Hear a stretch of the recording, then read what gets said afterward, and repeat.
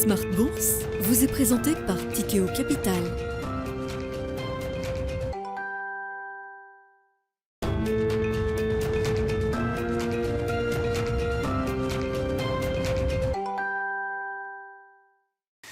C'est reparti pour Smart Bourse, votre double dose quotidienne de marché en direct sur Bismart. Chaque jour à la mi-journée, 12h30, 13h. Et en fin d'après-midi, la grande édition pendant une heure à partir de 17h en direct, rediffusée à 20h sur Bismart TV.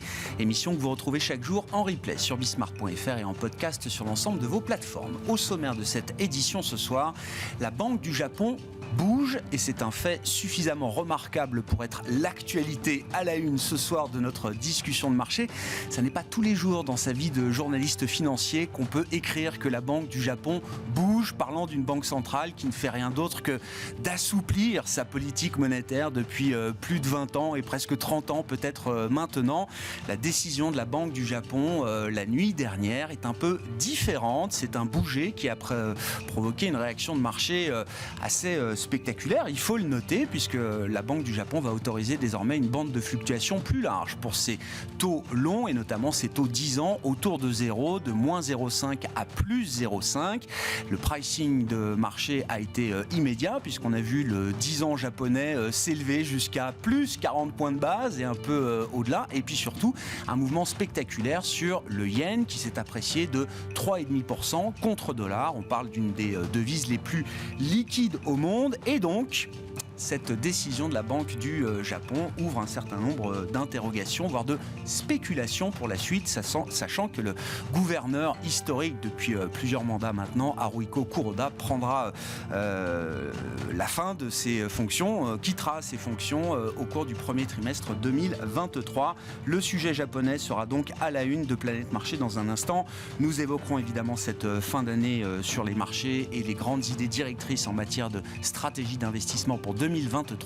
Et puis dans le dernier quart d'heure, le quart d'heure thématique, ce sera justement l'occasion de revenir sur le palmarès des grandes thématiques d'investissement telles qu'elles sont analysées par la financière Galilée qui analyse et décrypte les tendances et la valeur de 25 grandes thématiques d'investissement sur les marchés à travers l'outil propriétaire de la financière Galilée, le Codex des thématiques. Et Ronnie Michali, le président de la financière Galilée, sera avec nous à 17h45 au plateau pour dresser le grand palmarès 2022 des thématiques d'investissement.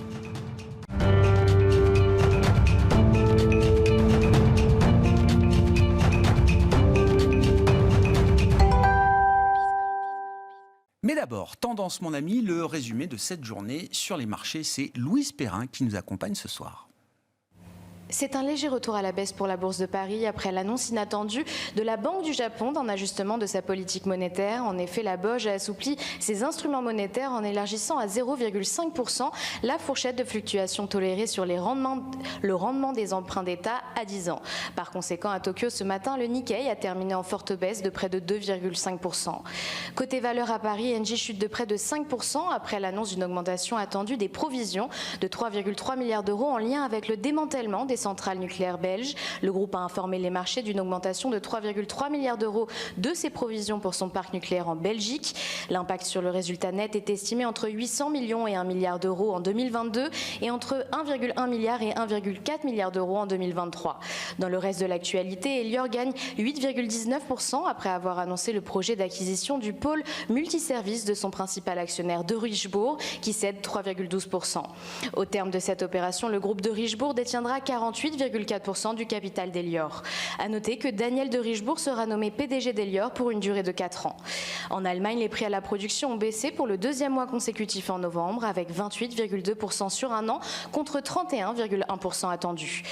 Un chiffre qui s'explique notamment par le recul des coûts du gaz naturel et de l'électricité, ce qui confirme les signes de décélération de l'inflation. Selon Destatis, les prix de l'énergie ont reculé de 9,6% par rapport au mois d'octobre. Et puis du côté des indicateurs, toujours on attend demain les chiffres de la confiance des consommateurs pour ce mois de décembre en Allemagne et aux États-Unis. Tendance mon ami chaque soir à 17h et Louise Perrin nous accompagnait ce soir dans Smart Bourse sur Bismart.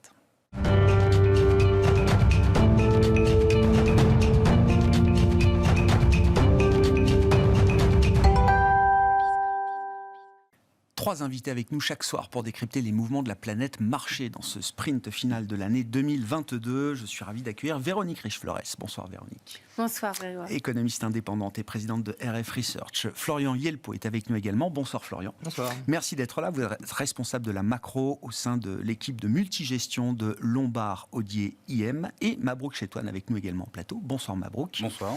Vous êtes responsable de la stratégie marchés globaux chez Natixis IM. La Banque du Japon bouge.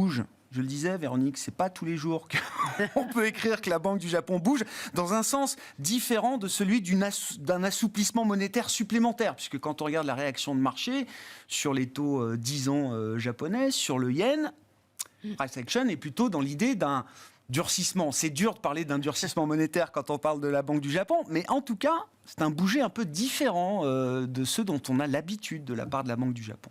Incontestablement, puisque effectivement, la Banque du Japon cède finalement à certaines pressions et à cet environnement inflationniste qui sans doute commence à poser question aussi au Japon. Et donc, elle élargit les bornes de fluctuation de 50 points de base au-dessus en dessous. Donc, ça veut dire que les taux longs à 10 ans peuvent monter jusqu'à 50 points de base, qu'ils n'ont pas manqué de faire, comme vous le rappeliez, dès le début, immédiatement à l'annonce. Alors, est-ce une surprise? Incontestablement aujourd'hui, oui. Maintenant, il était extrêmement difficile d'imaginer que la Banque du Japon échappe à un changement de politique monétaire dans l'environnement dans lequel on est. Tout le monde suspectait que finalement ce serait une grande surprise, qu'elle ne préviendrait personne et que ça viendrait, voilà, comme ce matin. Donc la surprise est là.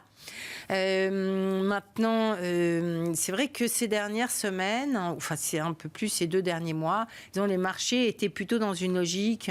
On a des banques centrales qui vont ralentir la hausse des taux d'intérêt aux États-Unis, peut-être même en zone euro. Et alors même si ceci a été un petit peu, si ces hypothèses ont été un petit peu secouées, et dans cette hypothèse-là, il y avait peut-être une chance que finalement la Banque du Japon n'ait même pas besoin de bouger. En fait, elle pouvait peut-être passer à travers les mailles du filet. On se projetait, si elle faisait rien cette fin d'année, on se projetait en février, mars, et peut-être là on aurait eu des signaux d'assouplissement ailleurs, ce qui fait qu'elle pouvait ne rien faire. Bon, en l'occurrence c'est plus compliqué.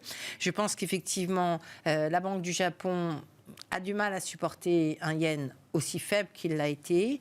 Le yen était jusqu'à 150, quasiment. 150 yens les importations. On a quand même une inflation, y compris des composantes sous-jacentes et des croissances de salaire qui sont, qui peuvent laisser penser qu'il y a quand même plus d'inflation que traditionnellement dans ce pays. Et que, par ailleurs, la faiblesse du yen n'est pas aussi bénéfique que ça. Finalement, le yen a tellement baissé que ça a un impact aussi sur la région. Et on sait que c'est une région où les imbrications commerciales font que les fortes variations de taux de change sont quand même souvent créent souvent des effets boomerang. Et donc il y a peut-être un petit peu de ça. Il y a, mais surtout, je pense, le renchérissement dans un contexte où les prix des matières premières restent élevés. On a eu finalement une belle décrue tout au long de l'année des prix des matières premières. Et puis ces derniers mois, ça se tend. Le pétrole est encore à 80, alors le Brent à $80. Et le risque, c'est peut-être qu'on ait une petite impulsion à la hausse compte tenu des espoirs de réouverture de la Chine, etc. Donc, bon, voilà. La question, est-ce que maintenant ils vont passer à l'acte? Est-ce qu'à horizon 2023, on aura quelques dixièmes de points de base de variation des taux directeurs? Je pense. En tout cas, c'est dans nos prévisions, effectivement. Mais c'est vrai que nous, on a des anticipations sur la Fed et la BCE qui sont un petit peu au-dessus du consensus. Donc, forcément, à un moment donné, on a... En cohérence, c'est logique qu'on sorte des taux directeurs négatifs, toujours au Japon. Oui, voilà. Et donc, on revient à 0,1. Donc c'est bien une décision qui va dans le sens, alors j'allais dire, d'une moindre accommodation monétaire. Il ne faut pas se leurrer, parce que Kuroda nous dit que ce n'est pas une hausse de taux, c'est un ajustement technique, quoi. Mais c'est bien une décision qui ouvre la voie à un possible ajustement des taux directeurs. Il nous l'avait dit d'ailleurs, il nous avait dit le jour où on élargira les bandes, ce sera un signal fort. Donc là, il nous dit, on ouvre les bandes, mais ce n'est pas un signal du tout. Non, oui, c'est un signal incontestablement, et je pense que ça annonce des changements graduels, mais des changements dans la direction d'une hausse possible des taux d'intérêt. À ce stade, c'est une mesure officiellement destinée à renforcer la soutenabilité de la politique d'assouplissement monétaire au Japon. Il y a un risque inflationniste aujourd'hui au Japon, Mabrouk ? Le problème, c'est que quand on est dans une économie où on a structurellement connu depuis maintenant plusieurs décennies une inflation extrêmement basse, voire même des épisodes de déflation, dont on sait tous qu'ils sont très dangereux pour une économie, avoir un petit peu plus d'inflation, Véronique parlait effectivement de l'inflation sous-jacente, quand on purge des composantes volatiles qui talonnent les 2%, au fond, c'est pas dramatique. Et c'est d'autant moins dramatique finalement quand on sait que le ratio dette sur PIB qui atteint des sommets absolument pharaoniques au Japon, finalement aurait peut-être besoin d'un petit peu d'inflation finalement pour pouvoir diminuer. Maintenant, la question qui se pose, au-delà du mouvement, au-delà de la surprise, finalement, la surprise n'est pas vraiment une surprise puisque c'est toujours comme ça que la BOJ intervient. L'idée d'une forward guidance, etc., ils l'ont jamais appliqué et les interventions sur le marché des changes qu'on a connues au mois de septembre étaient également dans ce registre-là exactement.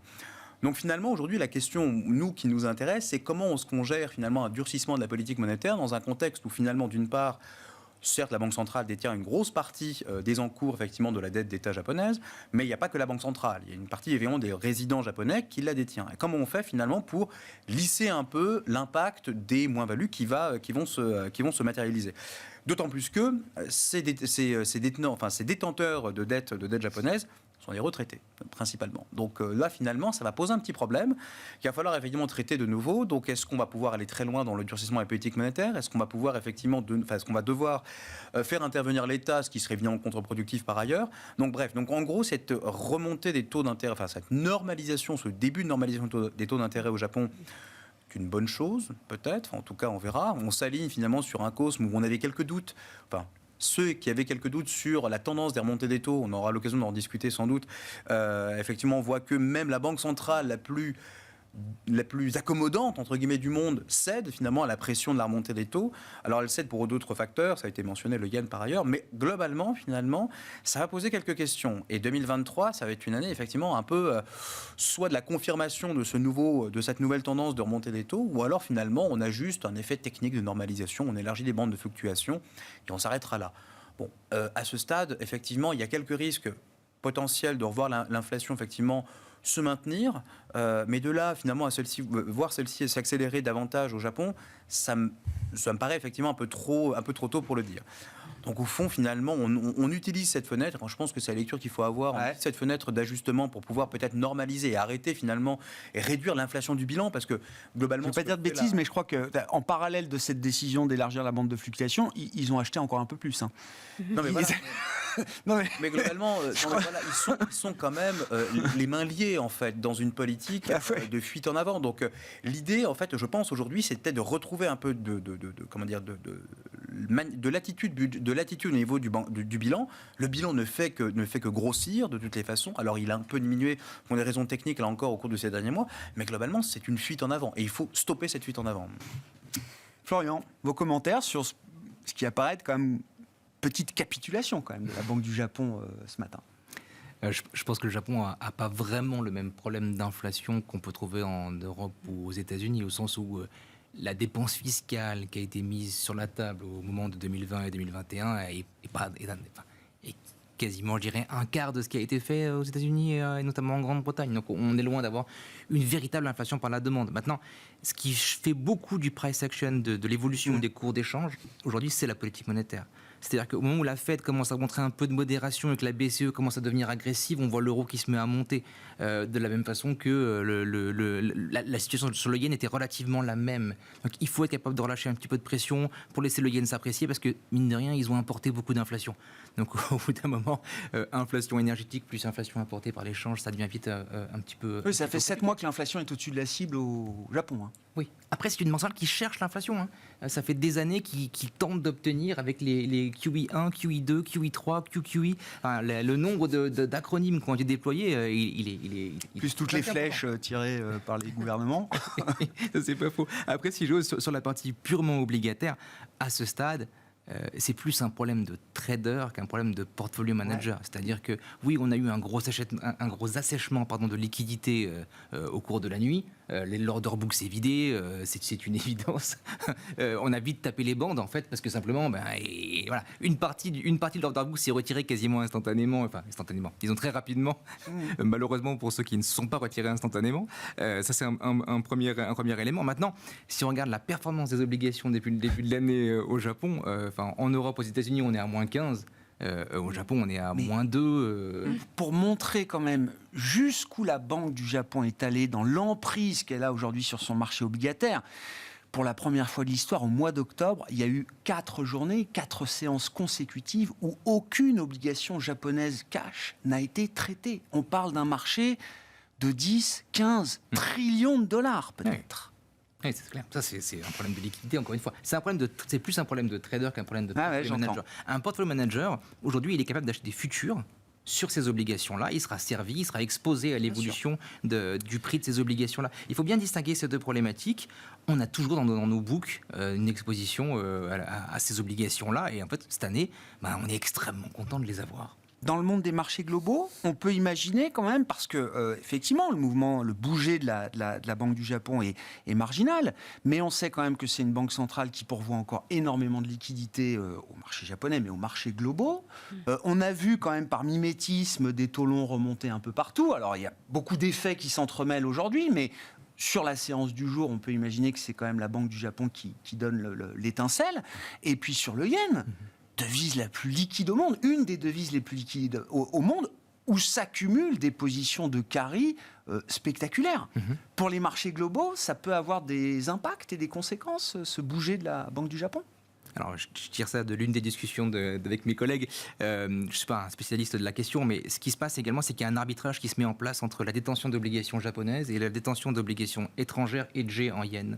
Et du coup, quand on commence à faire monter les taux sur les obligations japonaises, on les rend plus attractifs, et au contraire, on diminue l'attractivité. Alors, les porteurs d'obligations au Japon portent pas mal d'obligations australiennes. On a vu les taux australiens bouger quasiment avec un fort mimétisme, de mémoire, à 14-15 points de base sur la séance, ce qui est quand même assez impressionnant. Et on m'a fait savoir également qu'ils détiennent aux alentours de 12% de dettes françaises, d'OAT. Les Japonais. Les Japonais. Bien il peut y sûr, avoir très des friands de dettes européennes effets de et de second dettes françaises. tour, des effets d'arbitrage, disons, entre les taux remontent un petit peu, du coup je vais commencer à arbitrer tout en couvrant mon risque de change. Non, le Japon, ça reste quand même une banque centrale systémique. Il ne faut pas l'oublier, la BOE ne l'est pas. Le Japon, oui, le Japon est une banque centrale systémique. Ouais. D'accord avec ça, Véronique, je vous vois acquiescer. Est-ce que dans la zone asiatique, alors le Japon n'est pas un pays émergent, mais il y a beaucoup de pays émergents autour du Japon, dans la zone asiatique, ça soulage un peu de voir le yen arrêter de baisser comme il a pu baisser tout au long de cette année? Le yen a dû perdre, je sais pas, 30-40% face au dollar cette année. Ça devrait soulager. Ça devrait soulager. Ça devrait soulager, effectivement, parce que, oui, les pays voisins ont beaucoup souffert, la Corée, etc. Enfin, c'est des pays, quand même, où la compétition est très rude, et où les marges, le maintien des marges est souvent...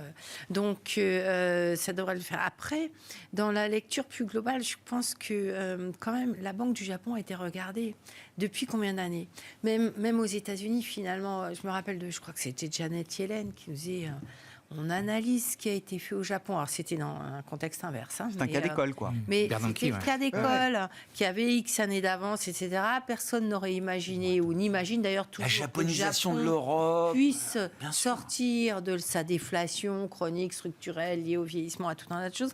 Donc c'est quand même un laboratoire qu'on observe et c'est vrai que ça peut donner de l'importance ou en tout cas interroger davantage sur ce mouvement de la Banque centrale en disant si même eux ils arrivent à bouger, c'est qu'il y a quand même potentiellement plus d'inflation dans le tuyau.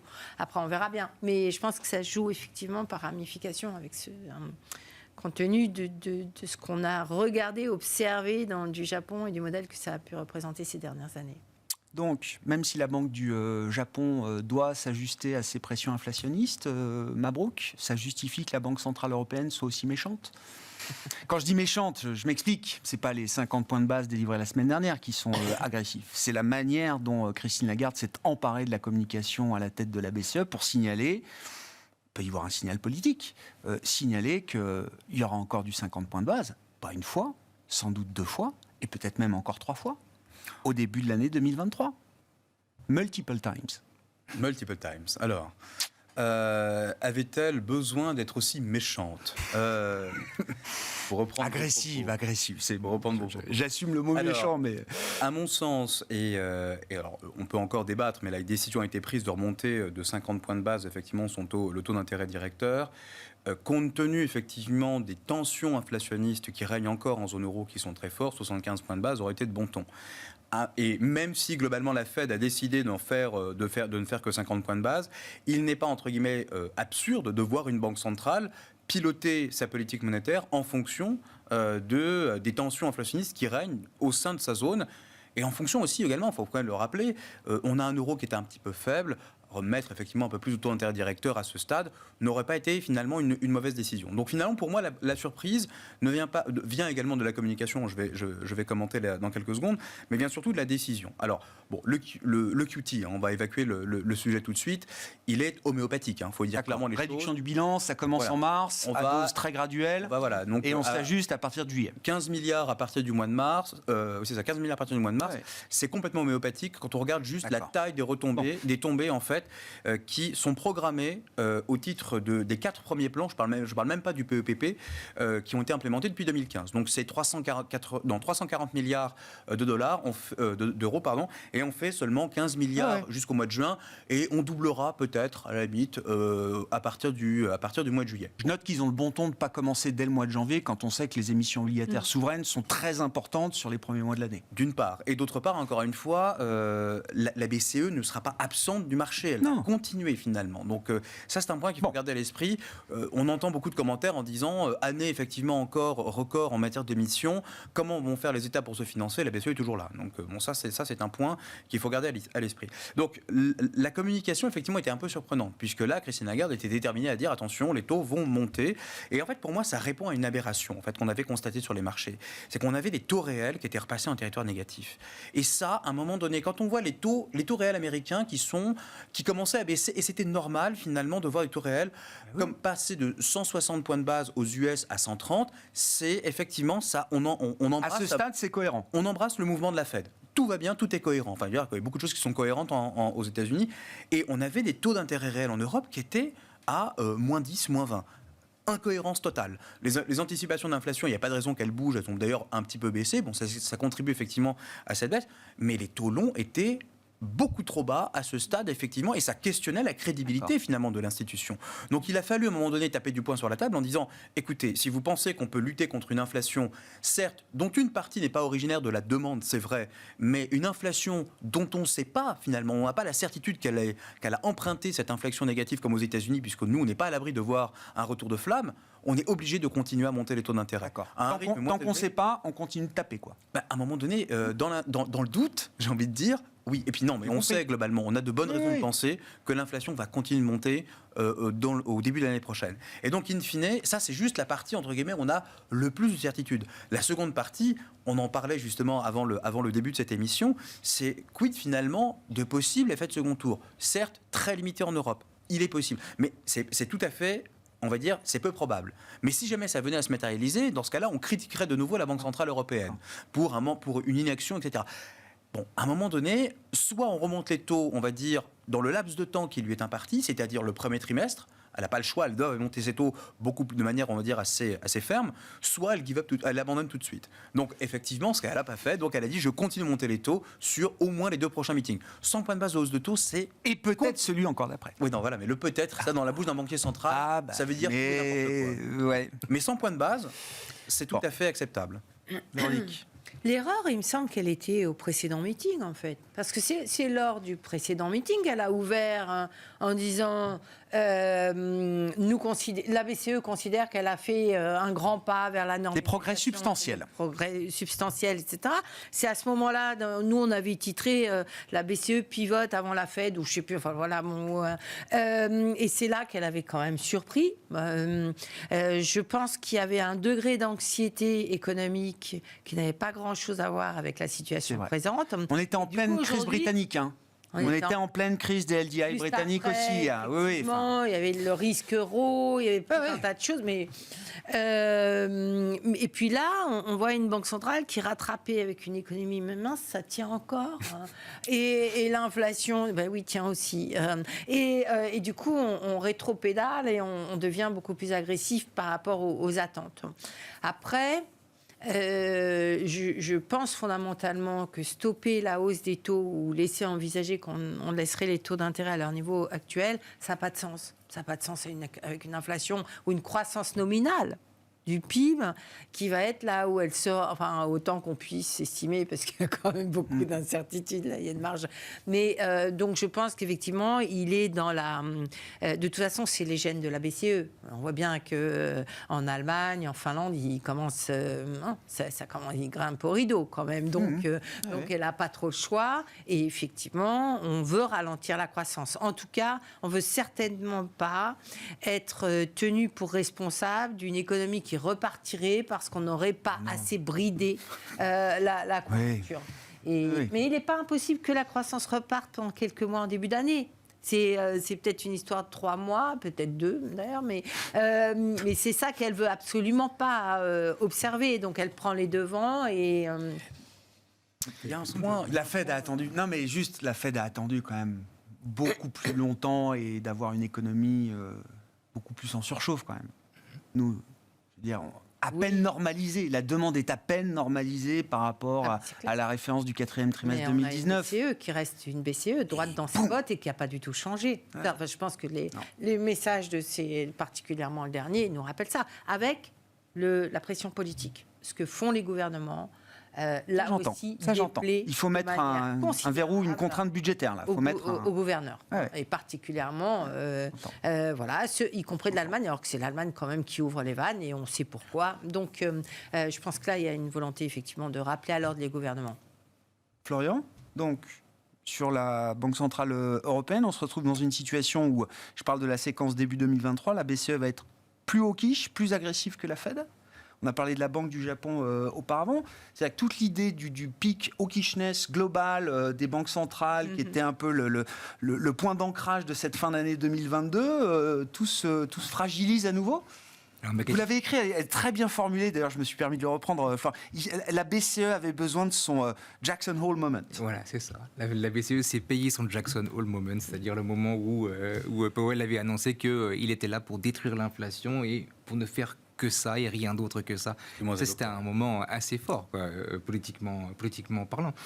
Comment on fait ça ? Juste pour revenir sur ce que disait Mabrouk, qui est très juste, c'est la mécanique, en tout cas telle qu'on la comprend, c'est celle des taux réels. Encore une fois, c'est que on monte les taux courts en espérant que les taux réels plus longs se mettent à monter. Alors aux États-Unis, ils ont atteint à peu près, on va dire 140, 150 points de base. C'est juste en dessous de la croissance réelle potentielle. Donc quelque part, c'est ce qui fait que tous les projets d'investissement combinés à long terme, ils devraient à peu près avoir, on va dire 2% de rendement à long terme réel. Et on met les taux réels juste à peu près au même niveau pour les rendre plus rentables, tout simplement, ralentir l'investissement et ralentir l'économie profondément. C'est comme ça que ça fonctionne de ce qu'on en comprend. La BCE ne l'avait pas encore fait. La BCE, effectivement, elle a été prudente avec la crise du LDI en Grande-Bretagne. On a vu des taux réels positifs, puis on est revenu sur des taux réels négatifs. Et comme on le disait tous, ça n'a aucun sens vis-à-vis de l'inflation core et l'inflation headline, donc l'inflation globale à laquelle on est confronté. On a besoin d'avoir un taux réel à peu près en ligne avec la croissance de long terme. C'est quoi une croissance de long terme ? C'est 0,5% à peu près, selon le FMI. Disons, on peut débattre à ce sujet-là, mais on est très proche, quoi. On est exactement au bon endroit. Il faut juste maintenir ce niveau-là suffisamment longtemps pour détruire l'investissement, détruire l'économie et progressivement ralentir. Donc on va casser un cycle d'investissement qu'on n'a jamais eu en Europe. Non, mais c'est la médecine pour l'instant qu'on connaisse à ce stade-là. J'entends bien.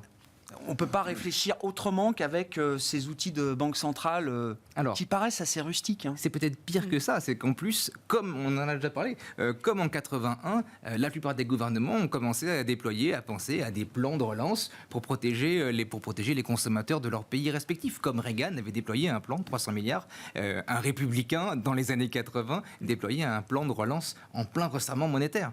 Donc c'est une tentation naturelle. On est déjà passé par là, on va y repasser. Ça va être une longue confrontation. avec un peu de chance, c'est ce qui va nous permettre d'arriver, on parlera peut-être de 2023, ce qui va peut-être nous permettre d'arriver justement sur ce soft landing, c'est-à-dire qu'on tire des deux côtés en même temps, l'État qui stimule, la Banque centrale qui ralentit, et on va arriver juste à suffisamment de ralentissement pour arriver à éliminer cette inflation dans la douceur. On n'a jamais réussi à faire ça historiquement. Alors Mabrouk, le point le plus important, c'est qu'il y a des buffers, il y a des espèces d'amortisseurs en fait qui existent de part et d'autre de l'Atlantique, qui font qu'aujourd'hui les banquiers centraux se rendent compte que la situation n'est pas si catastrophique que ça sur le plan du cycle. Et en fait, on a tous acheté à un moment donné, en tout cas le marché le premier, la récession, oui. expliquant effectivement la décrue des taux. Erreur, effectivement, de nouveau, il y a récession. Pas si forte en tout cas et pas si catastrophique que l'on entend, y compris en Europe. En Europe, effectivement, alors le problème qu'on a, c'est que de nouveau l'Allemagne se lance dans un plan de soutien à son économie qui est assez substantiel, mais solo. C'est-à-dire qu'en gros, on sait bien que les plans qui fonctionnent, c'est les plans coordonnés. À l'échelle européenne, ça produit un effet maximal. La Banque centrale n'entend pas de cette oreille. Pourquoi ? Puisque ça génère de nouveau de l'inflation. Et donc, ça déséquilibre encore, finalement, certains équilibres macroéconomiques. Donc, on va avoir effectivement une bataille qui va être un peu entre les institutions européennes pour savoir, finalement, qui va l'emporter. Aux États-Unis, l'excess saving, l'excès d'épargne qui a été emmagasiné, effectivement, commence à être utilisé à des fins de consommation.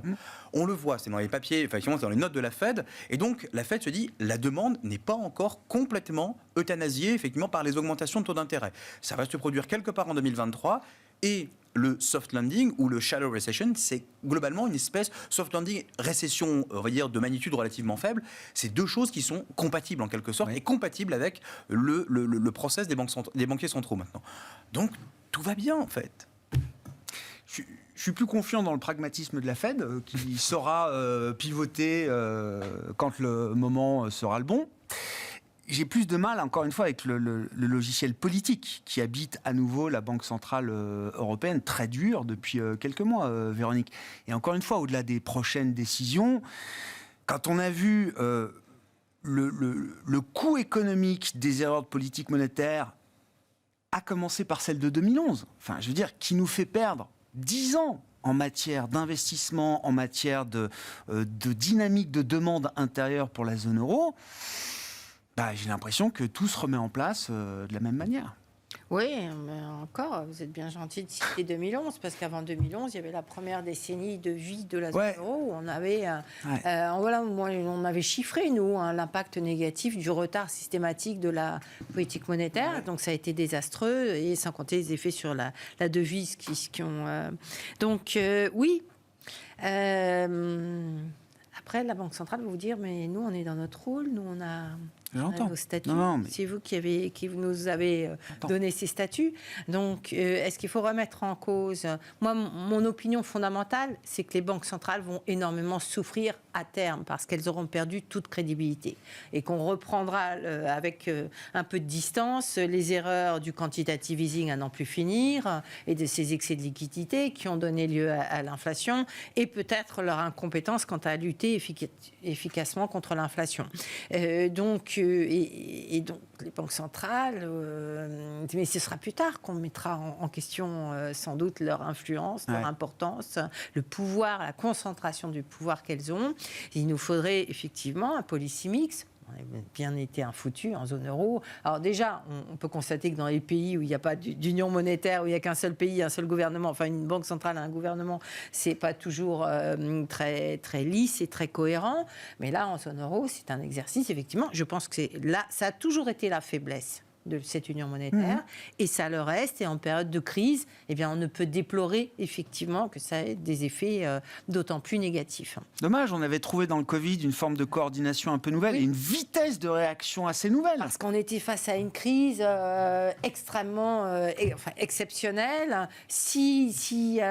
je vais le dire quand même, si la guerre et si Poutine recommençaient à faire très peur à un moment donné, peut-être qu'on retrouverait cette coordination, cette capacité à se mettre ensemble et à réfléchir ensemble. Mais on voit que dès que les risques extrêmes s'écartent un petit peu, finalement, on revient dans la trajectoire et dans ce rôle qu'a la Banque centrale. La Banque centrale, finalement, quand on compare à ses statuts, on ne peut rien reprocher à ce qu'elle fait. Non, bien sûr. On peut dire qu'ils sont très en retard, parce que là, on a une inflation à 10%. Donc... Et on a déjà mais c'est un sujet politique, in fine. Pardon, Véronique. C'est un sujet politique. Ah oui, mais, voilà.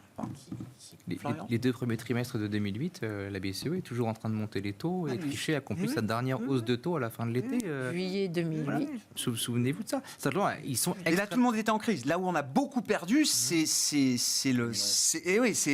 la crise des dettes souveraines. Oui. Où là, on perd beaucoup plus quand même de terrain face aux États-Unis sur la décennie qui suit, quoi. Oui, bien sûr. Mais alors, peut-être pour venir un peu plus sur le débat du soft landing, c'est l'un des éléments qui pourrait empêcher ce soft landing, c'est que on ait un suffisamment grand nombre de zones économiques qui rentrent en récession. La Chine, ça reste économiquement compliqué. Avec le Congrès, on devrait avoir des signes d'amélioration, mais dans les chiffres, en tout cas, on ne les a pas encore. Les États-Unis sont sur la voie de la décélération.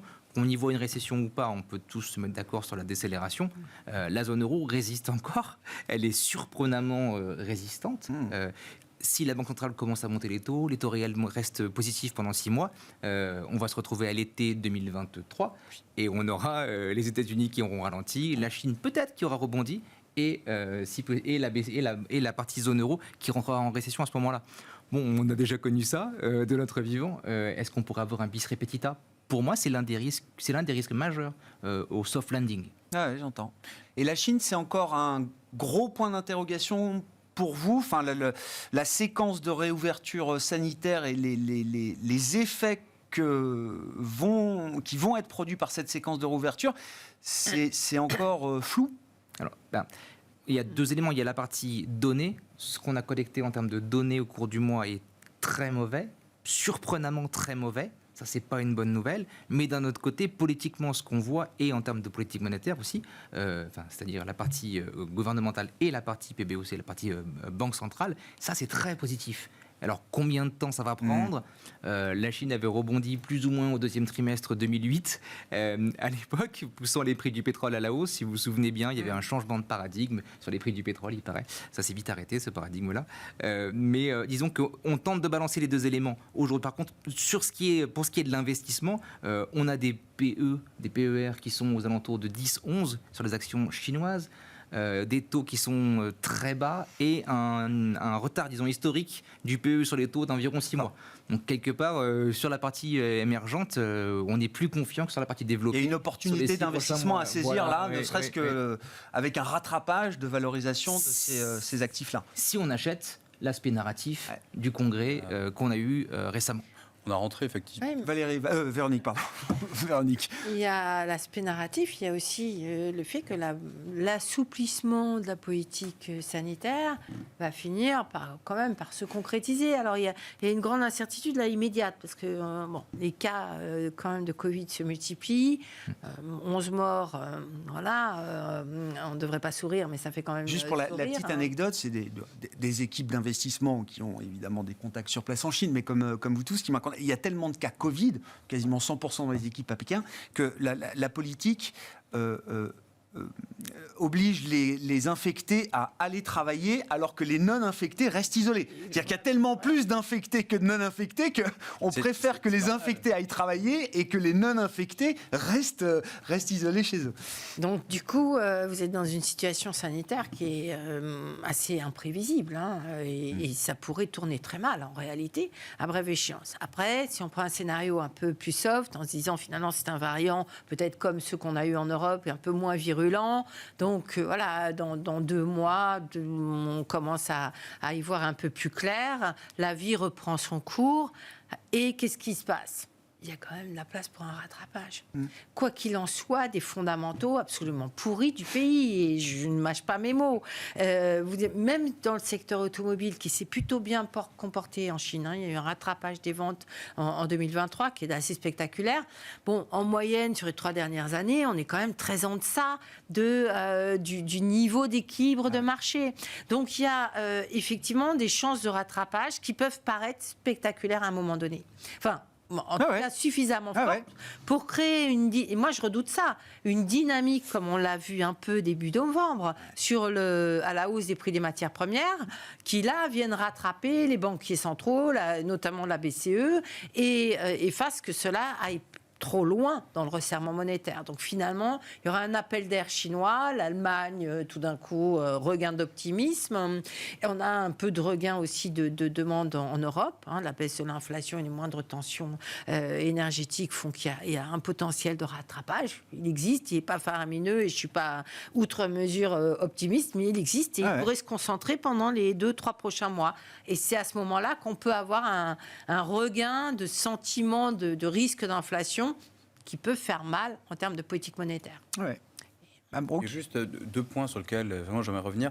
Sur les émergents, effectivement, on a aujourd'hui une surprise côté émergent, c'est que ça ne reprend pas. C'est-à-dire qu'en gros, ils sont vraiment, les actifs émergents sont toujours, on va dire, assez sous-cotés, assez dévalorisés, compte tenu de plein de facteurs positifs par ailleurs qui arrivent. On a beaucoup parlé de la Chine. Il y a un autre facteur qui est l'assouplissement, enfin, du moins le moindre durcissement de la politique monétaire aux États-Unis, et le facteur dollar également, qui est en train effectivement de perdre du terrain et qui devrait effectivement soutenir ces actifs. Donc effectivement, les actifs émergents sont à surveiller pour 2023. Et j'aimerais juste revenir 3 secondes sur la BCE, puisque je vais voler au secours de la BCE. Il y a un point... C'est votre obsession? Non, c'est aussi la mienne. Allez-y. Non, parce qu'il y a quelque chose qu'on a oublié de dire, c'est que pendant cette période, effectivement, où Madame Lagarde a été méchante, effectivement, où elle s'est montrée très dure avec son discours et sa politique monétaire, où les taux longs ont fortement corrigé à la hausse, il y a quelque chose qui n'a par ailleurs pas bougé, on a très peu, c'est l'écart entre le taux allemand et le taux italien. C'est quand même formidable de dire qu'effectivement, il y a un outil qui est sous silence parce que jamais utilisé, qui s'appelle le TPI, qui est une arme de destruction massive, effectivement, qui consiste à dire que si jamais il y a de la pression, effectivement, on intervient. Et ça, c'est un des enseignements. Il ne faut pas oublier que la Banque Centrale Européenne est une banque centrale jeune. Même si elle bénéficie de l'expérience des banques centrales nationales, elle est toute jeune dans son exercice. Et c'est d'autant plus difficile de coordonner, effectivement, une union monétaire qui est si peu, on va dire, homogène. Donc c'est très compliqué, effectivement. Et elle dispose, malgré tout, d'outils qui lui permettraient, effectivement, d'intervenir en cas d'évolution adverse. On ne le souhaite pas, évidemment. Mais, et puis, il n'est pas non plus, comment dire... C'est pas dans son but également de créer des tensions de manière endogène. Non, je suis d'accord. Parce que ces tensions, elles sont apparues violemment depuis la semaine dernière. Oui, elles sont apparues violemment depuis la semaine dernière. Mais c'est bien qu'en fait, le marché a conclu finalement à la dissipation de ces tensions. Et c'est là finalement qu'il y avait une erreur peut-être en matière d'analyse de la politique monétaire concernant la BCE. Donc la BCE effectivement est dans son fait au mieux, entre guillemets. Il y a sans doute des erreurs, il y en a eu plein, et on se rappelle ce qui s'est passé, effectivement, même pendant la crise du Covid. Christine Lagarde qui déclare, je ne suis pas là pour sauver les spreads de crédit. Erreur, évidemment. Vite fait rattraper. Oui. Elle ne le redirait pas aujourd'hui, j'imagine, mais depuis la semaine dernière, ça s'écarte quand même, Oui, mais non, ça se normalise. En matière d'investissement, alors j'ai trouvé, il y a une bonne référence de marché, je trouve, sur du monétaire américain. À 1 an, on a un T-bills américain novembre 2023 qui procure 4,65% de rendement. Je me mets dans la tête d'un investisseur dollar, bien sûr, je mets l'effet de change de côté. Ça paraît déjà très intéressant. Est-ce qu'il y a mieux ? Eh bien, ça dépend du scénario pour 2023, j'ai envie de dire. Si on ça a l'air à toute épreuve quand même, le novembre 2023 monétaire US. Ça a l'air pas mal. On peut peut-être faire mieux en cas de hard landing, parce que le côté duration, côté sensibilité taux sur les marchés obligataires, sur les 10 ans, on a repris quelques couleurs. C'est-à-dire qu'il y a du carry, effectivement, il y a du portage, mais en plus de ça, si les taux baissent de 1 ou 2%, parce qu'on rentre dans un moment économiquement plus difficile, c'est difficile d'échapper à ce moment-là à un moment donné. On imagine difficilement, en tout cas, que 2023, qu'on puisse traverser l'année sans qu'il y ait au moins 1 ou 2 trimestres où on se fasse au moins un petit peu peur. Pour nous, la duration, ça va commencer à payer, mais on n'a pas encore commencé à racheter ça pour l'instant. Pour l'instant, on a redéployé du cash, on a plutôt suivi le sentiment du marché, c'est-à-dire qu'on est plutôt du côté des actions, plutôt du côté des spreads de crédit pour le moment. On a encore 30% de cash dans nos solutions, donc c'est pas non plus... Donc vous n'êtes pas dans le mantra bond is back, parce qu'on n'entend que ça, obligataire... Alors, on y est à moitié, on y trempe un orteil, au sens où, pour nous, dans nos modèles de risque, le risque, la volatilité obligataire, pas la volatilité implicite, mais la volatilité réalisée, elle reste élevée par rapport à ce qu'on a pu voir historiquement. Donc pour des stratégies low vol, c'est compliqué de porter trop d'obligataires encore aujourd'hui. Pour l'instant, on se refuse à y aller. Voilà où est-ce qu'on en est aujourd'hui. Donc on est prêt pour le soft landing et on a avec un doigt sur la gâchette en cas de hard landing. Un mot sur les perspectives d'investissement, Véronique, là, qu'est-ce qui vous intéresse en 2023 Il y a deux choses. D'abord, effectivement, en début d'année, là pour une fois, moi j'aurais envie d'être un petit peu offensive.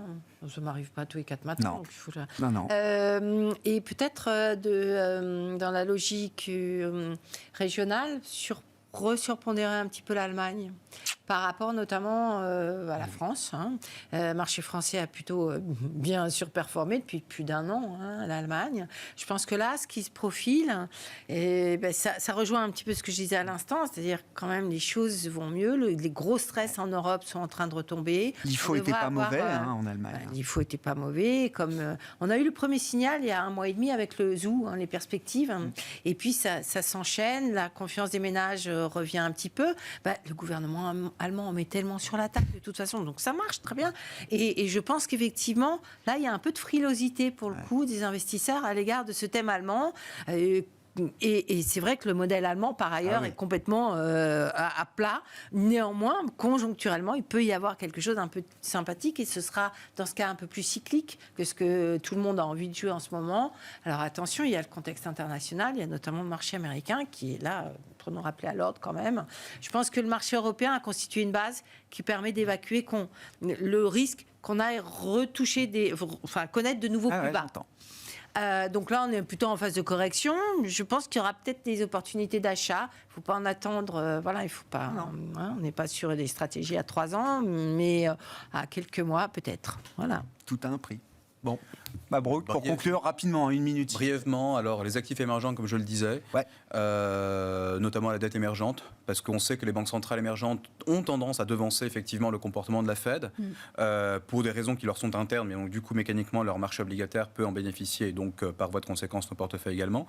Et dans ce que disait Florian également sur les parties américaines, étant donné que l'effet duration, effectivement l'effet taux va bénéficier en tout cas au marché obligataire, en tout cas à mon sens dès le début de l'année, les marchés anticipant effectivement le ralentissement de l'activité, par effet de cascade, là aussi le crédit court effectivement, donc la dette d'entreprise là aussi va bénéficier de cet effet duration, et on reviendra, il faut bien séquencer l'année 2023 en plusieurs phases, dans un deuxième temps effectivement sur le marché des actions. Mais d'abord effectivement le bond is back, oui c'est vrai qu'on a tendance à l'entendre un peu partout, c'est ce qu'on joue mais à travers les durations très longues, pour le moment les maturités longues pardon. Pour le moment c'est encore un peu trop tôt de revenir sur une maturité courte, sachant que les banques centrales n'ont pas encore fini. Et oui, c'est pas tout à fait stabilisé. C'est pas fini encore.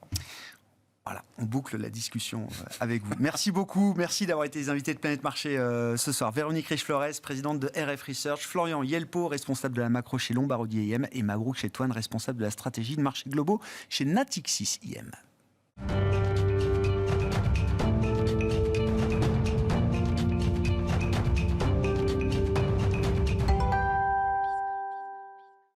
Le dernier quart d'heure de Smart Bourse chaque soir, c'est le quart d'heure thématique, quart d'heure qui porte particulièrement bien son nom quand on accueille Ronnie Michali, président de la financière Galilée. Bonsoir Ronnie. Bonsoir. Merci beaucoup d'être là. On se parle régulièrement tout au long de l'année pour décrypter, analyser avec vous les grandes thématiques d'investissement sur les marchés à travers l'outil propriétaire que vous avez développé, le codex des thématiques. Vous passez en revue presque quotidiennement, de manière systématique, 25 grandes thématiques d'investissement, et l'heure est donc venue de dresser le premier palmarès des thématiques 2022, en l'occurrence, Ronnie. Rappelez-nous déjà comment fonctionne ce modèle qui vous permet de passer en revue ces 25 grandes thématiques d'investissement.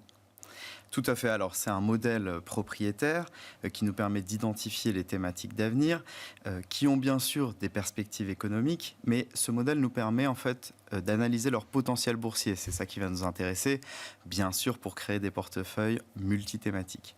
À ma connaissance, c'est le seul modèle dans ce genre en France, un modèle de thématique picking qui permet de construire en ayant au préalable analyser, comparer les thématiques, donc des portefeuilles multithématiques. Et puis, ces portefeuilles peuvent se décliner en fonds de fonds multithématiques, on en a 2. En fonds actions titres vifs multithématiques, on en a 1. En divers mandats, en France, au Luxembourg, en Suisse, on en gère de multiples. Et évidemment, au-delà d'être passionnant, l'investissement thématique, c'est bien sûr, je pense, une façon révolutionnaire de voir l'investissement. Ça donne un nouveau souffle à l'industrie en général de la gestion d'actifs depuis plusieurs années. Et ce nouveau souffle, ce regain ne se dément pas. Y compris au terme d'une année 2022 qui a été difficile. On peut dire décoiffant.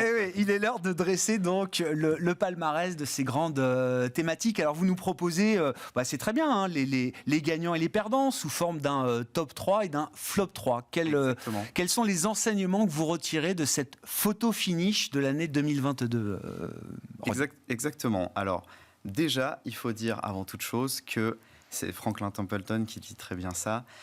Winner rotates. Donc les gagnants, ils changent. Ils changent, pas forcément chaque année, mais je veux dire, ils évoluent bien sûr dans la durée. Ici, donc, on peut voir la performance year to date. Donc, la première thématique, sans grande surprise, la thématique besoin énergétique, portée par la crise énergétique, par la hausse des prix de l'énergie, plus 39% depuis le début de l'année. Tout en bas, vous pouvez voir en bleu la thématique cloud et Internet of Things, moins 44% depuis le début de l'année. Quel écart, quel grand écart. Donc, je vous laisse faire un petit calcul. Vous avez 84% d'écart entre des investisseurs qui auraient pris la thématique besoin énergétique et des investisseurs qui auraient pris la thématique cloud et Internet of Things.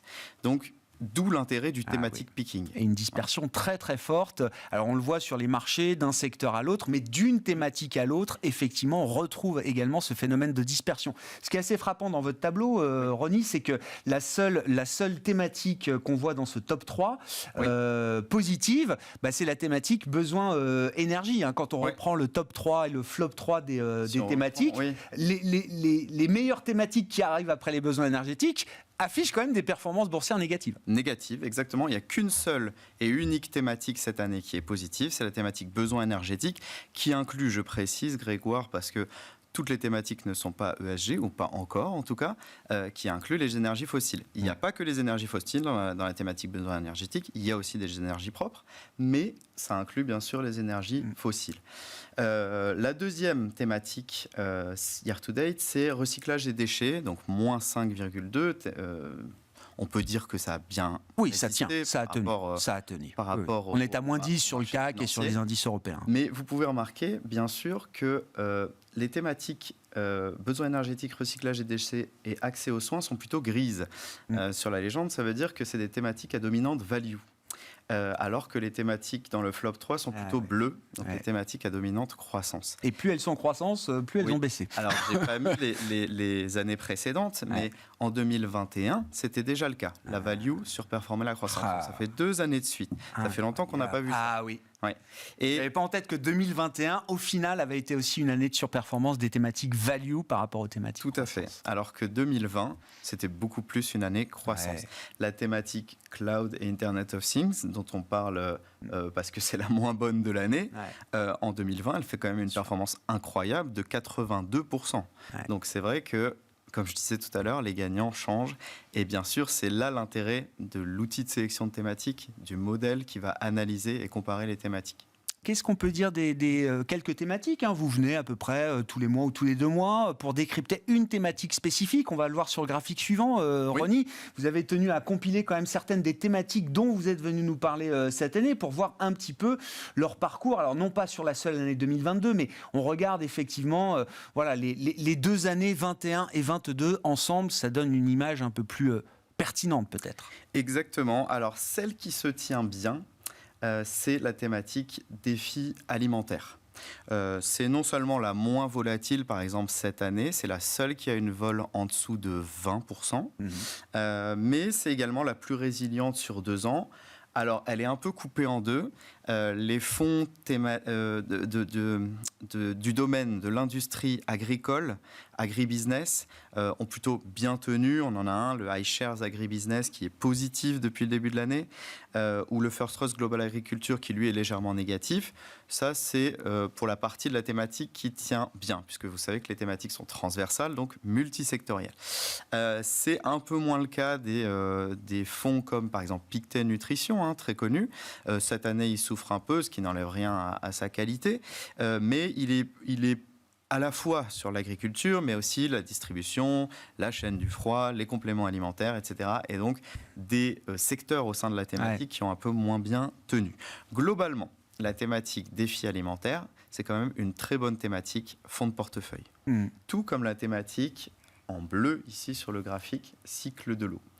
Cycle de l'eau, on le savait, c'est une thématique qui tient bien, qui est avec des perspectives de croissance, je dirais modérées, raisonnables, mais une volatilité quand même qui est contenue sur les dernières années. Par contre, alors on a beaucoup plus volatile la thématique énergie propre. Alors, on a bien progressé, c'est la thématique en vert sur le graphique, bien progressé après l'élection de Joe Biden, bien sûr. On a à nouveau un pic en août, juillet-août, lorsqu'il annonce, bien sûr, son plan pour la transition énergétique. Alors, par contre, il faut avoir la ceinture bien accrochée, parce que c'est vrai que c'est une thématique assez volatile. Et j'ai mis un exemple de thématique médecine du futur qui, elle, a du mal un petit peu à s'en sortir depuis 2 ans, même suite à la crise sanitaire, quand même. C'est vrai qu'en bas 100, on arrive à 73, donc on perd à peu près 30%. On parle de boîtes de technologie, j'imagine, dans médecine du futur. C'est de la biotech, c'est de la medtech, etc. Avec des niveaux de valorisation qui ont dû souffrir tout à fait. Avec la remontée des taux. Thématique extrêmement croissance également, mais surtout thématique qui a du mal en fait à émerger, sauf pour la partie éventuellement objets médicaux connectés. Voilà. Bon, en conclusion de tout ça, Ronnie, et je garde en tête cette citation de Franklin Templeton que je ne connaissais pas, Winners Rotate. Quels enseignements on tire effectivement de ce travail d'analyse, encore une fois, sur l'année 2022, mais même en remontant sur l'année 2021 ? Et quand on se projette sur l'année 2023, quelles sont les thématiques qu'on a envie de privilégier et celles peut-être pour lesquelles on a envie d'être un peu moins présent désormais ? Bien sûr. Alors j'ai ramené avec moi dans ma besace un dernier graphique. Alors la thématique besoin énergétique qui est en tête du classement depuis 2 ans, c'est paradoxalement la thématique dont les taux de croissance du chiffre d'affaires et des bénéfices par action, respectivement en gris et en bleu, sont les moins importants pour les 3 prochaines années. Ça, c'est ce qui est projeté par les analystes, c'est exactement. Ça. Très bien. Parce que, bien sûr, les anticipations de la baisse des prix des matières premières font que, bien sûr, on va se retrouver potentiellement avec une baisse de la croissance du chiffre d'affaires et des bénéfices par action. Défi alimentaire, accès aux soins, les 2 thématiques relativement fonds de portefeuille, avec des objectifs de croissance de chiffre d'affaires et des bénéfices par action assez modérés, mais en contrepartie, une volatilité un peu plus faible. Et puis, vous avez le top 3, parce que c'est aussi top 3, flop 3, la cybersécurité, avec l'essor énorme bien sûr de la protection, des cyberassurances, mais également des attaques informatiques, du phishing, etc., qui bien sûr voient ces bénéfices projetés très importants. Vous avez l'éducation aussi qui a tiré parti de la crise Covid et notamment l'éducation en ligne. Par exemple, une boîte qu'on a vue dans cette thématique, Cool Learn Technology, plus 795% depuis le début de l'année, ou alors plus proche de nous, on a Pearson, qu'on connaît tous, plus 50% quand même depuis le début de l'année. Donc c'est vrai que c'est une thématique où il y a du potentiel, notamment suite à la crise Covid. Et puis, énergie propre, bien sûr, subventionnée, poussée par les gouvernements. Mais ce qu'il faut retenir, Grégoire, et je pense que c'est un peu dans l'air du temps, c'est que lorsqu'on crée un portefeuille en multigestion, on va devoir... C'est un peu comme si quand on est sélectionneur de fonds, c'est un peu comme si on est sélectionneur d'une équipe de foot. On va devoir prendre des attaquants, et des défenseurs. Des attaquants qui vont faire de la perf, créer de la perf, et des défenseurs qui vont stabiliser le portefeuille. Ouais. Et lorsqu'on est sélectionneur de fonds, on va devoir sélectionner des talents. Et surtout, il faut qu'ils puissent jouer ensemble. Donc il faut que le portefeuille rentre en harmonie. Et les sous-jacents du portefeuille, les fonds, ils rentrent en harmonie également. Merci beaucoup pour cet éclairage thématique et cette métaphore footballistique parfaitement dans l'air du temps. Ronnie Michali avec nous régulièrement donc, pour décrypter ces grandes thématiques d'investissement. Ronnie Michali, le président de la financière Galilée, qui était l'invité de notre dernier quart d'heure ce soir dans Smart Bourse sur Bismart. On se retrouve demain à 12h30 en direct.